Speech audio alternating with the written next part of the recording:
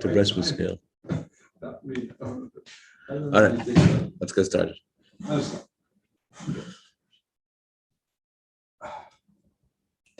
Okay, the Farbrengen I'm going to learn is from Tafshin Chaf Tes, and it was given in the Shabbas following Tisha B'Av, which is called the Shabbas of Comfort, Shabbos Nachamu, and let's get right to it. This Shabbos, Shabbos Nachamu, the reason it's called by that name, Shabbos of Comfort, is because at the beginning of the Haftarah. At the beginning of the Haftarah, we read the words, Nachamu, Nachamu Ami, my people, may you be comforted. So on this Shabbos of Nachamu, we always read Parshas V'Eschanan. That means there must be some connection between V'Eschanan and comfort, because the Haftarah has a relationship to the Parshas Shavua. As it says in Gemara, and the commentaries in Gemara, and in Halacha codifiers, that there's a connection between the Haftarah and the Parsha.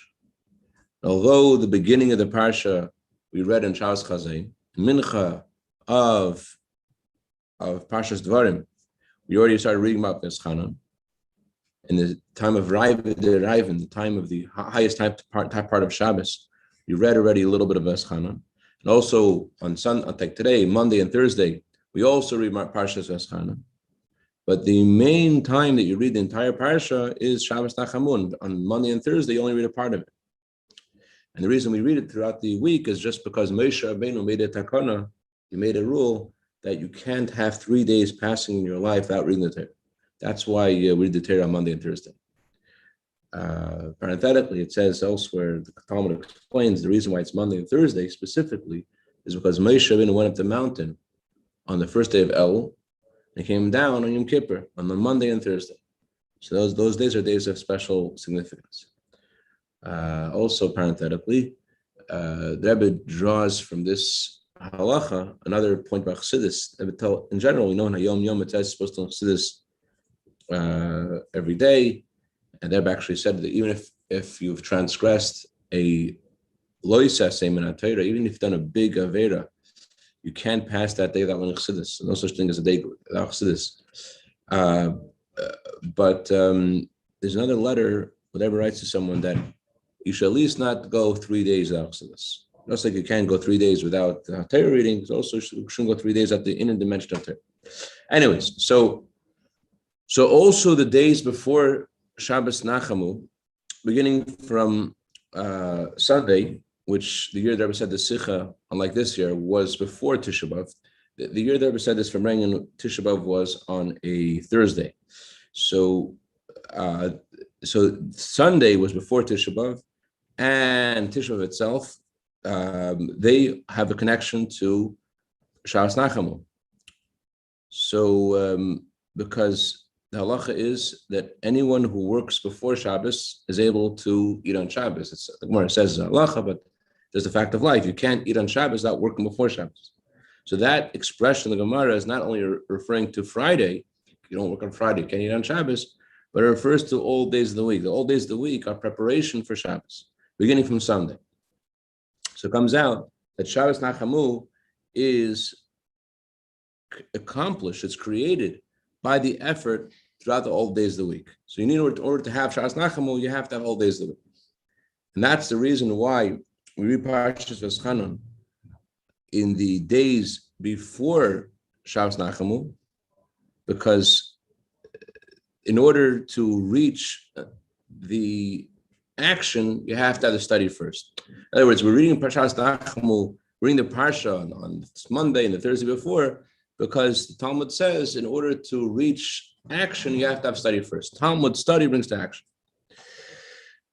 The Tzemach Tzedek says in Torah that the reason why when we say Shema, it says first you should speak about the mitzvahs. Then it says you should put on tefillin. Says Tzemach Tzedek, you cannot, the mitzvah of tefillin is not meant to only be about mitzvah tefillin. When we read about mitzvah tefillin and Shema, we're really talking about all mitzvahs. So all mitzvahs are connected to tefillin. So in order to get to tefillin, you have to have first Torah. That's why in the Shema, first we speak about the mitzvah of Torah, and then the mitzvah of tefillin. So you first have to have Torah, then you could have tefillin. First have Torah, then you could have mitzvahs.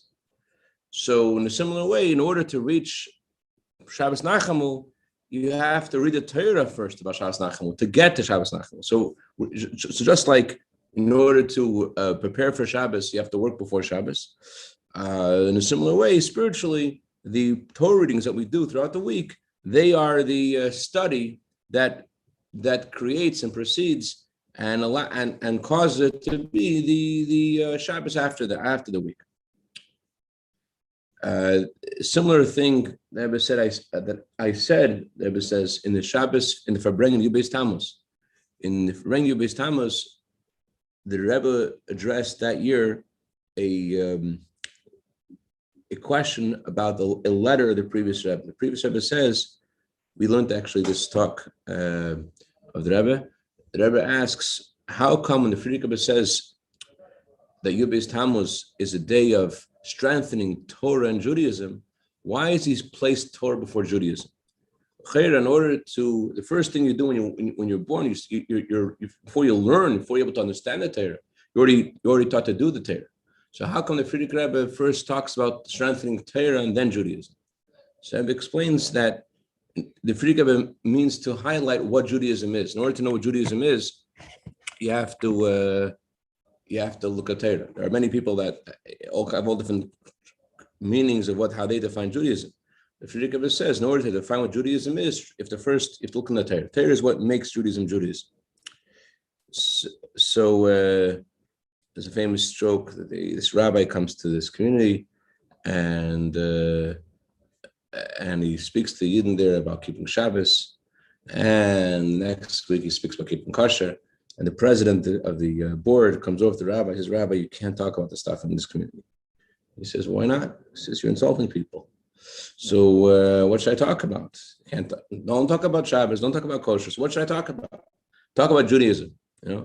So everyone has their own definition of how they define Yiddishkeit. So the Friedrich Rebbe says, Yubes Tammuz to strengthen Torah and Judaism. He wants to hint the fact that you can't have Judaism without Torah. So in a similar way, this Shabbos is impacted by the Torah study of the week, by reading the Parshas Farbrengen. That which draws down the godly energy of the Parsha of the Shabbos. So the another point that underscores how the Parsha Veschanan has a connection to Nachamu is the fact that Haftorah is not just meant to be about the conclusion of the Parsha. The meaning of Haftorah is, in other words, on the surface, you get the last aliyah, you get the maftir, and the one who gets the maftir reads Haftorah. So on the surface, the connection between the Parsha and the Haftorah is only the maftir. The Rebbe says it's not true. The halacha is that Haftorah has to have at least 22 psukim. Sometimes there's an exception, but in general, Haftarah has to have 22 psukim. Why does that have to have 21 psukim? Why does Haftarah have to have 21 psukim? Because there are 7 aliyahs, and each aliyah has to have a minimum of 3 psukim. So since the Haftarah is meant to correspond to the entire parsha, the 21 psukim minimum of a parsha, so therefore it has to have 21 psukim. So we see from that halacha that Haftarah has to have 21 verses, that Haftarah corresponds to the entire parsha. And why do we have 7 aliyahs? The 7 aliyahs correspond to the 7 days of the week. So the Haftarah, which has 21 verses, which corresponds to the 7 aliyahs, and the 7 aliyahs correspond to the 7 days of the week. So it comes out that the first day of this week, of the week of Parshas Nachamu, has also a relationship to Parshas Nachamu. Because this coming Shabbos, we're going to read the Haftarah, which is about Nachamu, and the Haftarah has a relationship to the 7 aliyahs. That's why there's 21 verses, and the 7 aliyahs correspond to 7 days a week. You follow all that? Okay. We only read the Haftarah actually on Shabbos. We don't, unlike during the week, we just read the Torah. We don't read the Haftarah on Monday and Thursday. Why? Why don't we read the Haftarah if we just explained that the Haftarah has relationship to the old days of the week, and therefore the Haftarah is 21 psukim. So I want to read the Haftarah on Monday. I know the short answer, because we got to go to work. Can't do that. No, the reason is because the words of the Nevi'im in general, it's just a rule of thumb, the words of the prophets are a lot more explicit and clear in comparison to the words of the Torah. So therefore, if the truth is that the whole week is a week of Nachamu, the whole week is connected to the Haftarah of Nachamu. But in general, the Haftarah,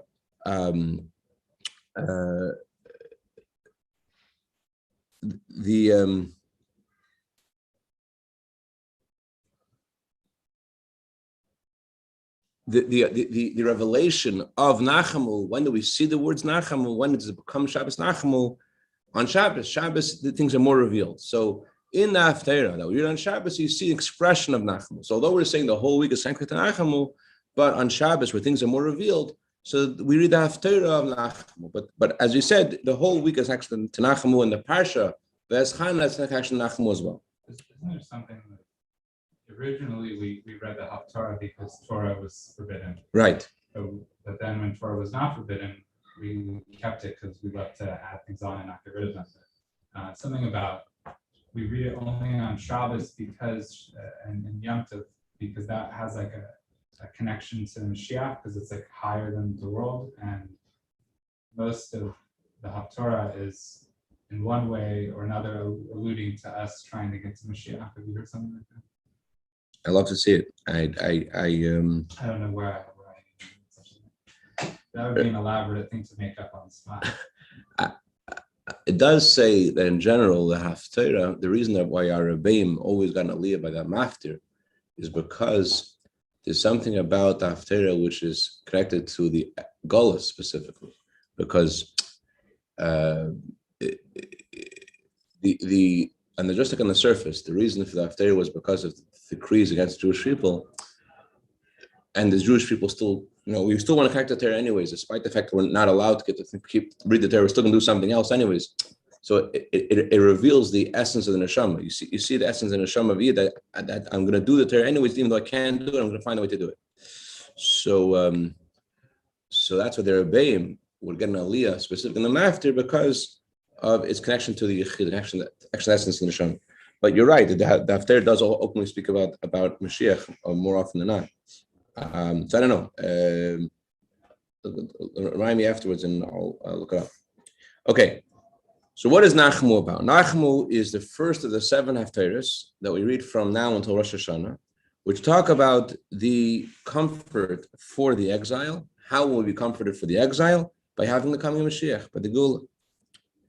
And since we're still in Gullus, we need to cause the Gula to happen. So it's understood that we need to daven for Nachamu. We need to daven for this comfort. Because when do you daven? You daven for something when something hasn't happened yet. When you already have what you're asking for, you don't need to daven for it. Instead of davening for it, when you get what you're davening for, you thank Hashem that there's bracha and haidah, thanks and blessing. When you get what you're asking for, before you get what you're asking for, that there's a concept of request. So that's the connection to Parshas V'eschanan, because V'eschanan is also Moshe Rabbeinu is saying how he's davening to Hashem. V'eschanan Hashem. There are 10 different ways to say davening, the Gemara says, and one of them is V'eschanan. So V'eschanan and Nachamu are connected to each other because they're both about a request. They're both a prayer. In davening itself, there are different kinds of davening. The highest kind of davening is a davening that's answered right away. Like we learned about Eliezer and how he was answered as soon as he asked Hashem to find a wife for Yitzchak. So that's also the meaning of Eschanon, that this is a kind of davening which Hashem answers right away. And that's the advantage of the davening of a Baal Teshuvah. It says about a Baal Teshuvah, the Rambam says that the moment the Baal Teshuvah cries to Hashem, Hashem answers him right away. Just like Teshuvah itself is beyond time, it's not in the realm of time, as it says in the Zayar that Teshuvah is b'shaita chada v'riga chada, 1 hour and 1 moment. And the Friedrich Rebbe explains that the word shaita doesn't mean only an hour. Shaita, the root of the word hour, means to turn. So Friedrich Rebbe says, what's the meaning of Teshuvah? B'shaita chada, in 1 hour, it means it's one turn. Teshuvah is a turn. You turn toward the Eibishter. That's what Teshuvah is. So why does tshuva have this power to go beyond time? Because the Baal Tshuva reaches a place where tzaddik cannot reach, and he is a whole different way of serving Hashem. So he's able to cause his averos done on purpose to be considered as merits, or not just as if there were merits, but mamish merits. He causes sins themselves that he did to be considered literally merits. And so that's something which is way beyond time. A tzaddik has no connection to that.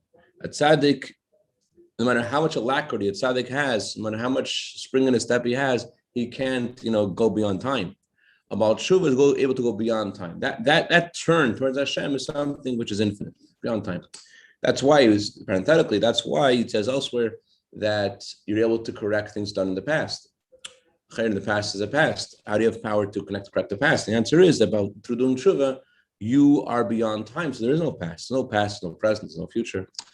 Tshuva. What does it mean it's beyond time, by the way? What does it mean tshuva is beyond time?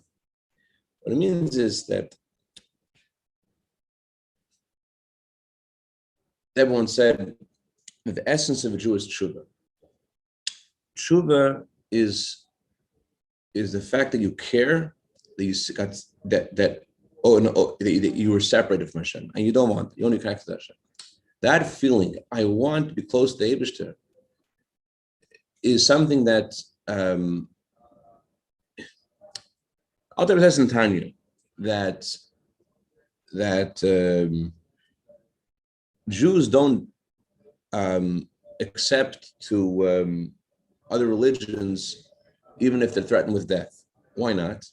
Alter says they would have an option of bowing to the idols and then doing tshuva later. And Jews haven't done that. Why haven't they done that? So Alter says it's not because they can't do tshuva later. Although it does say in the Gemara, if you say I'll sin and do tshuva later, so Hashem doesn't give you a chance to do tshuva later. The Alter says, if you look carefully at the Gemara, it just says that Hashem doesn't give you a chance to do tshuva later, but if you push, Alter says, and you hold your ground, there's always a way in. So the reason why Jews haven't chosen that option of I'll sin and I'll do tshuva later, when it comes to the Crusaders and the Muslims, and why haven't we chosen that option of okay, I'll give up my Yiddishkeit and I'll do tshuva later? Why not? The Alter says because the connection of a Jew to Hashem is beyond time. So if you can't say, oh, it's just a moment. No, it's an infinite connection, and therefore it doesn't matter how long it is. It's something which you care about in a way that transcends time. That a moment is infinite to you. You don't want a separation infinitely. That's where tshuva comes from, and since tshuva comes from there, that's why you're able to correct the past and to transform the past because it's above time. So when there's a davening done by Al Baal Tshuva, says the Rambam, Hashem answers your prayers immediately. And that's the connection to Nachamu. It says, be comforted. And then it says again, be comforted, my people. It says it in a double expression. We find the double expression also by Baal Tshuva. It says that when Moshe Rabbeinu got the second tablets, Hashem gave him much more Torah than he would have got had he, as we learned last week, that if Hashem would have only given us the first tablets, so then we'd only have gotten the book of Joshua. But because of the sin of the golden calf and the truth of the golden calf, that's why Hashem gave us all the Medrash and the Talmud and the Tanakh, all that was given to us in Kaflayim with the Gemara uses the expression, a double salvation, a double blessing because of tshuva. So tshuva is associated with double. So why does tshuva have this great power? It's because of the great descent that a person experienced before, and now he's jumped to a whole new place. So that's the expression of double in Yiddishkeit is associated with the infinite. So the Baal Tshuva, when Hashem told Moshe Rabbeinu that the Kaflayim Teshida is going to be double because of the Tshuva, double means it's going to be an exponential, infinite gift in Torah. So that's what double means in general. Double means something which is infinite. So to when we talk about Nachamu Ami, it says that because we got hit in Galus doubly, so therefore the Geula will also be double. what the meaning of double doesn't just mean we have what Hashem replaced for us the first loss of the first Beis Hamikdash and the second loss of the second Beis Hamikdash. Rather, the meaning of the double comfort of the coming Mashiach is something infinite. Just like Baal Tshuva, through his Tshuva reaches an infinite level beyond time and space. So too, we talk about the double comfort of the Geula. It means something infinite, something not just replacing what was gone or giving it back plus one. Rather, it's something which is infinite. The descent that we've experienced in Golus is something which is, the Gemara says that it's be'ein arich. It's something which we went from one place to an incomparably lower place. The Gemara says that regarding the first exile, the sin was clear, what the sin was, and the time for the exile was also clear. They knew how long it was going to be for 70 years. The second exile, the exile after the second temple was destroyed, it's not obvious what the sin was. It's more of a hidden sin, the sin of senseless hatred. It doesn't say either when the Golus will end. But the Gemara emphasizes that we don't know the time, which sounds like it's an infinite exile. The moment Mashiach will come, we're going to be able to measure how long the Golus is. So why does the Gemara say that it's infinite? The answer is that because of the difficulty we have in Golus, it's something like, even if there's just one moment of Golus, it's in a way of like, you have no idea when you're getting out of here. It doesn't matter how long it is. It sounds similar, what they're saying here, it sounds similar to the halacha about an Evedivri. The Torah says you're not allowed to, when you have a slave, you're not allowed to make your slave work for you without telling him how long he's working. If you tell him to wait somewhere, you have to tell him how long he's going to wait. You can't just say, wait till I come back. There has to be a clarity. Otherwise, it's considered avidus pechem. It's considered a very back-breaking labor. It's considered something which is not fair to make someone do. So in a similar way, Hashem put us in Golus without a time when the Golus is over. So that's something which, even if there's a moment of it, it's something which is you don't know where you're going. You don't know when it's going to end. But honestly, we said the time of the first exile, that was 40 years? 70 years. 70. That's the first exile. They knew the sin and they knew the time. They knew how long it was going to be. There was a sentence of 70 years. But the second Golus doesn't say when it's going to end. So since the Golus is so great, and to the extent that we say that we're in an incomparably lower place than we were before the Golus. So it's understood how great the elevation is going to be, the coming of Mashiach. It's going to be beyond the incomparable step of descent of Golus. Hashem's not just going to say, you guys went all the way down, I'm going to bring you all the way up. No. Hashem is giving the bracha of the Geula is a descent for the sake of an ascent. So that means that Hashem is going to give us an incomparably greater ascent, even in comparison to the incomparable, I'm using that word incomparable too many times, the big jump down, which is a big jump. You can't compare step B of the Golus compared to step A of where we were before the Golus. So that distance is going to be negligible in comparison to where we're going in step C. That the Geula is something far, far beyond anything that we could imagine, that we have any metrics for. And that's the reason why that right after Tisha B'Av, comes the 15th of Av, and sometimes, as like this year, 15th of Av falls out on Shabbos Nachamu. But either way, the 15th of Av has a connection to Shabbos Nachamu. The Gemara says there is no greater holiday than the 15th of Av. We have Pesach, we have Shavuos, we have Sukkot, but the Gemara says, no, the greatest holiday is the 15th of Av. Why is the greatest holiday the 15th of Av? It's not because it says in Kabbalah, because the 15th of Av, the moon is full. The moon is full, represents the full light of the Jewish people. Although the moon is full every other month too, you know. The 15th of Tishrei is Sukkot, the 15th of Nisan is Pesach. And Shavuos is a continuation of Pesach. So every holiday is associated with the 15th of light of the Jewish people. What's unique about the 15th of Av is that Hashem gives us an elevation after descent. That's what's unique about this time where it's not that just that the 15th of Av is we're comforted about of the descent of the 9th of Av. The 15th, the light of the moon is the light of the Jewish people, and that's why we count our calendar according to the moon. The full light of the moon means a full light of the Jewish people. So every other month, the full light of the Jewish people is seen in the context of tzaddikim, or Hashem gives us the full light of the Jewish people as it is in a limited way. But because the month of Av has this in such a great low, so the theme of the elevation, the 15th of Av, is the descent for the purpose of the ascent of the coming Mashiach. In other words, the 15th of Av is the light of Mashiach. That's what it's about. The 15th of Av is a light of the Geula. And since it's a light of the Geula, that's why it's considered the greatest holiday, because the greatest holiday is Mashiach's coming. So there's something of that holiday that's reflected in the full moon, the 15th of Av, and that's why it's considered the greatest holiday. Okay, that's so basically what do we say today? We explained that the Parshas Nachamu was associated with the entire week, and therefore Parshas Veschana is connected to it. What's the theme of Veschana? Veschana is a special kind of prayer where God answers you immediately as soon as you pray. It's a prayer of a Baal Tshuva. That we said a Baal Tshuva is able to make this quantum leap in the service of Hashem. Therefore, his prayers are so impactful that he gets answered right away.